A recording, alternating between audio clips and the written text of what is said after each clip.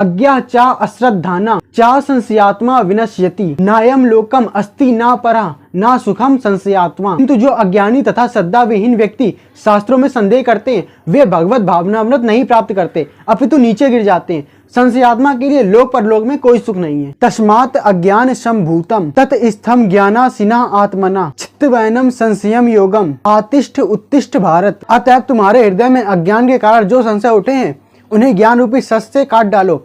हे भारत, तुम योग में समन्वित होकर खड़े हो जाओ और युद्ध करो। संन्यासम कर्मणाम कृष्ण पुनः योगम चा संस्यसि यत श्रेयः एतयो एकम तत्मे ब्रूहि सुनिश्चितम। अर्जुन ने कहा, हे कृष्ण, पहले आप मुझे कर्म त्यागने के लिए कहते हैं और फिर भक्ति पूर्वक कर्म करने के लिए कहते हैं। कृपा करके निश्चित रूप से मुझे बताएं कि इन दोनों में लाभप्रद क्या है। संन्यासा कर्म योगा चाह निश्रेयस करो उभव तयोस्तु कर्म संन्यासात कर्म योगा विशिष्यते। श्री भगवान ने उत्तर दिया, मुक्ति के लिए कर्म का परित्याग तथा कर्मयोग दोनों ही उत्तम है, लेकिन कर्म के परित्याग से कर्मयोग श्रेष्ठ है। केयाशा नित्य सन्यासी यो न द्वेष्टि न कांक्षति निर्द्वंदो ही महाबाहो सुखम बंधात प्रमुच्यते। जो पुरुष ना तो कर्म फलों से घृणा करता है और ना ही कर्म फलों की इच्छा करता है वह नित्य सन्यासी जाना जाता है। हे महाबाहु अर्जुन, ऐसा मनुष्य द्वंद्वों से रहित होकर भवबंधन को पार कर पूर्णतया मुक्त हो जाता है। योग शक्ता विशुद्ध आत्मा विजित आत्मा जितेंद्रिया सर्वभूत आत्मभूत आत्मा कुर्वन अपि न लिप्यते। जो भक्ति भाव से कर्म करता है, जो विशुद्ध आत्मा है,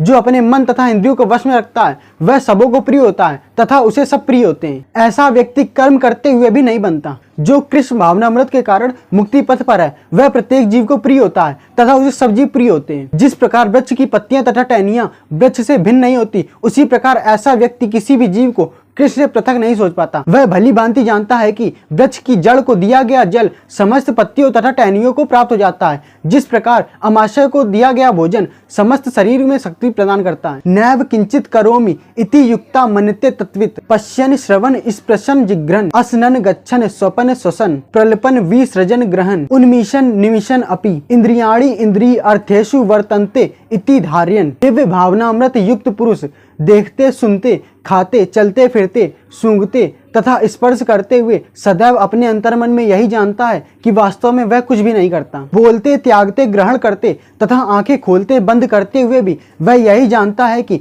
इंद्रियां अपने अपने विषयों में प्रवृत्त हैं और वह इन सबसे पृथक है। युक्ता कर्म फलम त्यक्त्वा शांतिम आपनोति नैष्ठिकीम आयुक्ता काम कारेण फले शक्तो निबध्यते। श्री कृष्ण कहते हैं कि निश्चल भक्त शुद्ध शांति प्राप्त करता है क्योंकि वह समस्त कर्मफल मुझ में अर्पित कर देता है। किंतु जो व्यक्ति भगवान से युक्त नहीं है और अपने श्रम का फल कामी है वह बंध जाता है। सर्व कर्माणि मनसा संन्यस्य आस्ते सुखम वशी नव द्वारे पूरे देहि नैव कुर्वन न कार्यन। जब देहधारी जीवात्मा अपनी प्रकृति को वश में कर लेता है तब वह 9 द्वारों वाले नगर यानी भौतिक शरीर में बिना कुछ किए कराए सुख पूर्वक रहता है। न कर्तत्वम न कर्माणि लोकस सृजति प्रभु न कर्मफल संयोगम स्वभावा तु प्रवर्तते। शरीर रूपी नगर का स्वामी देहधारी जीवात्मा न तो कर्म का सृजन करता है, न ही लोगों को कर्म करने के लिए प्रेरित करता है और ना ही कर्मफल की रचना करता है। यह सब तो प्रकृति के गुणों द्वारा ही किया जाता है। ज्ञानेन तु तत् अज्ञानम येषाम नाशितम आत्मना तेषाम आदित्यवत ज्ञानम